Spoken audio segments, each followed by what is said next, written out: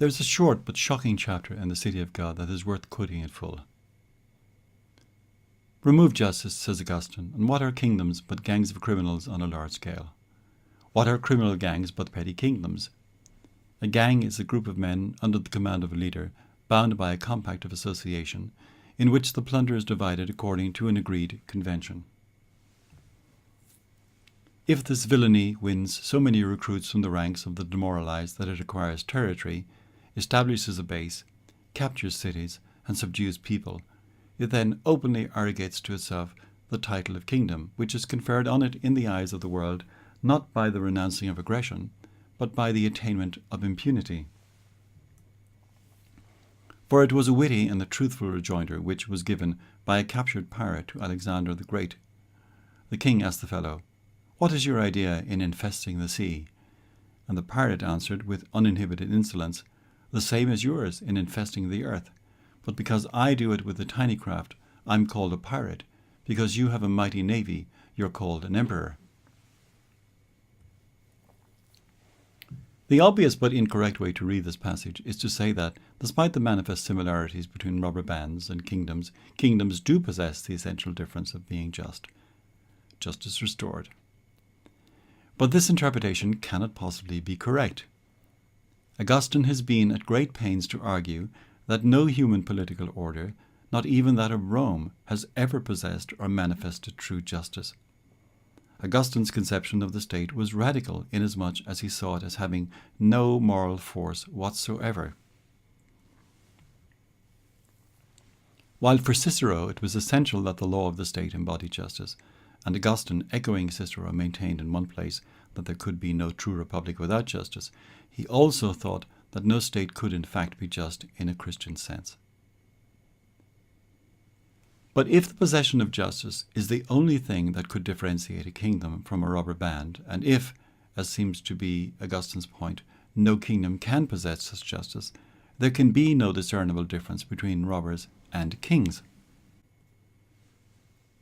So look at this diagram and spot the difference.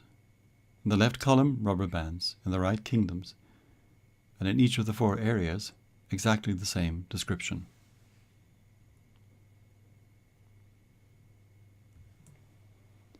Justice doesn't give us the essential difference between the two groups. What then does? The answer is surprisingly realpolitik, merely size and a degree of permanency. A kingdom is simply a robber band on a larger scale than most with a permanent base of operations. That's what makes the difference between a robber band and a kingdom, just as it does between the pirate and Alexander. Though Augustine's thought was enormously influential on later thinkers, it is perhaps not surprising that his radical ideas on the state and justice had little or no subsequent effect. That this passage is not just a larger slip of the pen on Augustine's part, but a considered and sober judgment is made clear when, some chapters later, he turns his attention to the career of Ninus, king of Syria.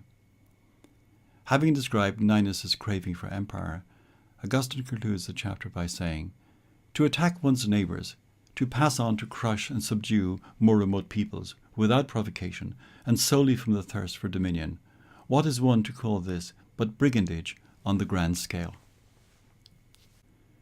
The point is made yet again when Augustine remarks that a brigand offered the control of a city or a whole nation could then afford to emerge from the shadows of brigandage, but without abating one little bit the greed and malignity that made him so successful a brigand.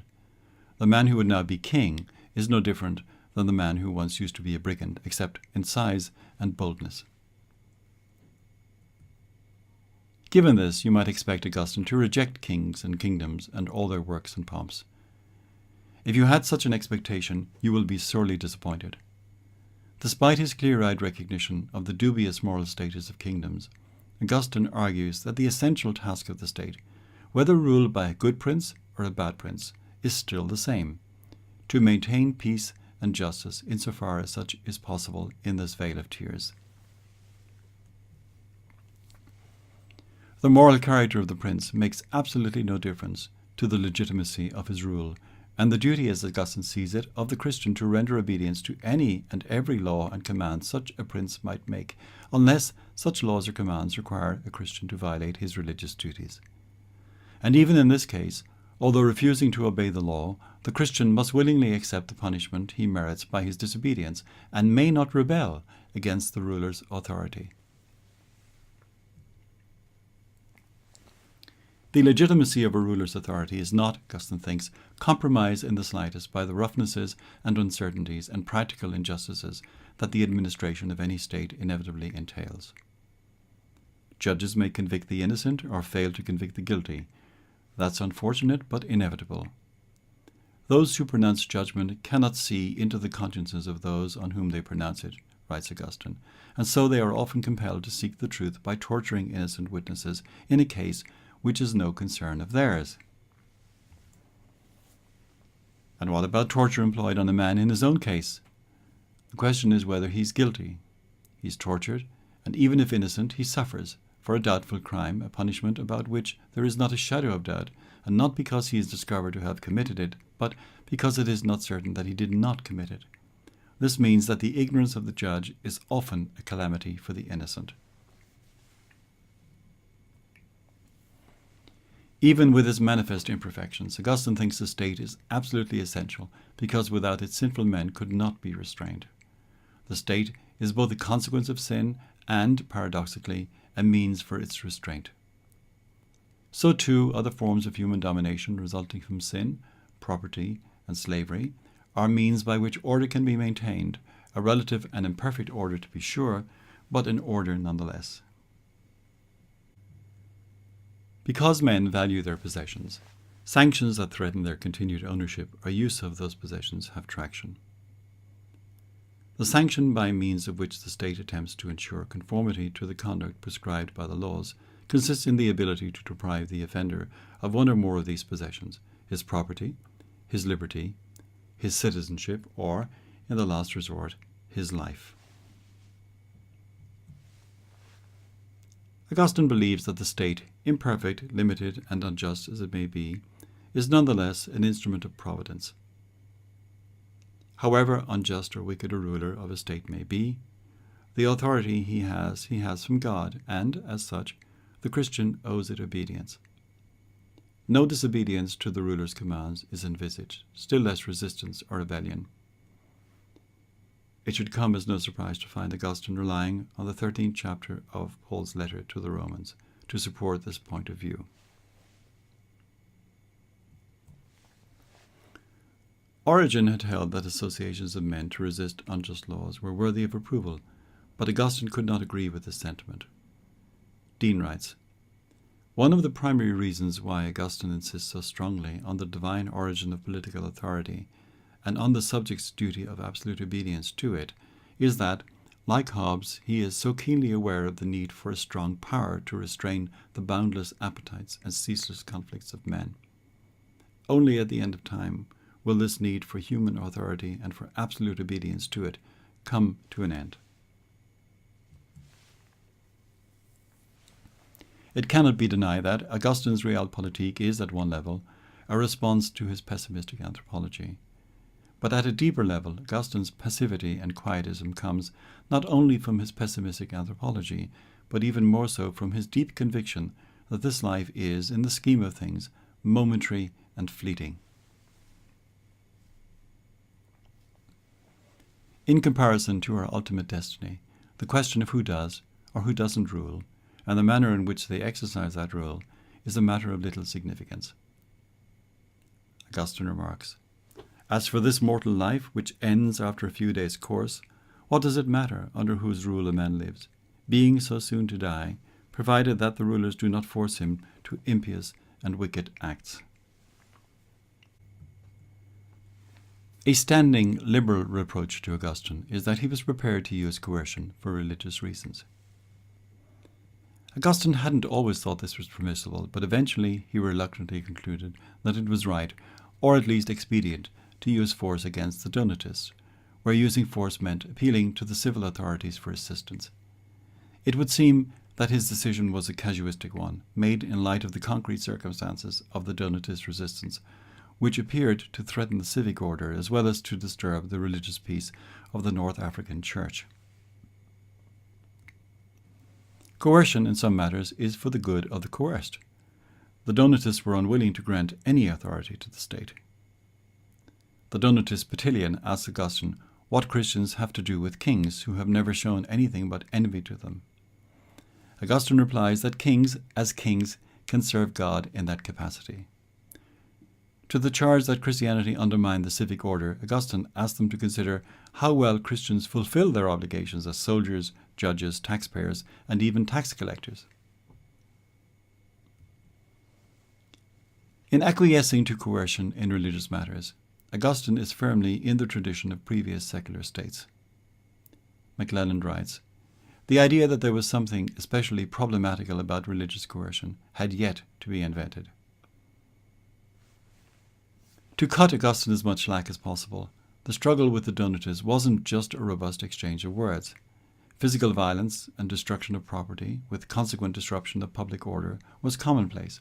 And of course, from a libertarian perspective, one has the right to defend oneself using proportionate force so to do. Whether this goes all the way to exculpate Augustine is another matter. McClelland comments, "We sometimes forget that the modern view of the state's monopolistic right to use violence is only possible if we also take a specifically liberal view of the distinction between society and the state. Most political theory is not liberal, and most political theory denies that the liberal distinction between the state and society is a valid one." The tenor of this remark seems to suggest that if we accept in principle that the state has a right to use coercion in a given area, we cannot deny its right in principle to use it in other areas. The libertarian response to this contention, of course, would be to deny that anyone has a right to coerce, including the state, and in any area. Defending Augustine against criticism on this matter, Henry Paolucci presents the following argument. What Augustine did, he thinks, was more or less on a par with what Lincoln did in forcing the southern states to remain in the Union, or what the US government did in forcing integration upon schools. Clearly, Paolucci thinks these actions justified, and so by analogy, Augustine's endorsement of force against the Donatists to be likewise justified. I suspect that libertarians would run the argument in the other direction. Lincoln's use of force cost 500,000 lives. The US government's integration program disrupted people's free choice and, even assuming the best of intentions, arguably set back race relations in the USA by several generations. So too, Augustine's endorsement of the use of force against the Donatists was a bad mistake, both practically and theoretically. Some, such as McClelland, may defend Augustine on this matter by saying that it is anachronistic to expect him to have liberal views that historically could only exist in modern times. There's something to this defense, but in the end, Augustine's vacillation on this matter shows that he was not unaware of the tension created between his religious beliefs and his political beliefs. The peace of this world, imperfect as it may be, is necessary for man's continued existence, and so must be maintained. If men were perfect and their internal lives properly ordered, no laws would be necessary. But men, Augustine believes, are very far from being perfect. Man is a fallen creature, riven by conflicting desires and incapable of restraint, filled with various lusts, among them the lust to dominate others. That being so, political and legal structures must be put in place to restrain us and limit the damage we might do to others. It keeps us, as Irenaeus pleasingly phrased it in his Against Heresies, from eating each other like fish. This order imposed by political and legal structures comes from outside a man and is experienced by him as repression. It is not primarily concerned with the inner nature of human beings, but with regulating and controlling their outer conduct. Political and legal order is also not something merely proposed for our acceptance, it is inherently coercive. As such, it ultimately relies on force and fear to ensure that its demands are complied with. Finally, political and legal order is not only external and coercive, it is also unnatural, an order that would not have been required had man not sinned. The state, private property, and the institution of slavery are all of them forms of domination of man by man and the consequences of sin. Many people have remarked on the similarities between the political thought of Augustine and Machiavelli. Both thinkers are utterly realistic and unsentimental in their estimation of practical politics. Both know only too well the horrors and cruelties that make up the bulk of political history. The game of finding anticipations of later writers in Augustine is endlessly fascinating. Could Augustine really have been a precursor of Machiavelli, as Meinecke once suggested? Indeed, in thinking the state necessary for the preservation of peace and order, was he a precursor of Hobbes? In respect of his idea that providence brings all things to work for God's purposes, did he anticipate Hegel's idea of the cunning of reason? It's true that Augustine, in contrast to his classical forebears, exhibits a stimulating realism in acknowledging that political power consists essentially in coercion.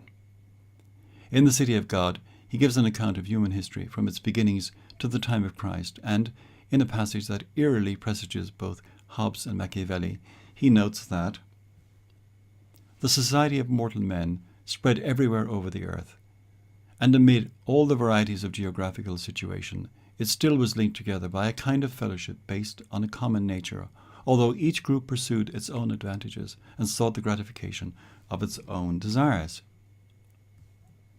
In such pursuits, not everyone, perhaps no one, achieves complete satisfaction, because men have conflicting aims. Hence, human society is generally divided against itself, and one part of it oppresses another, when it finds itself the stronger.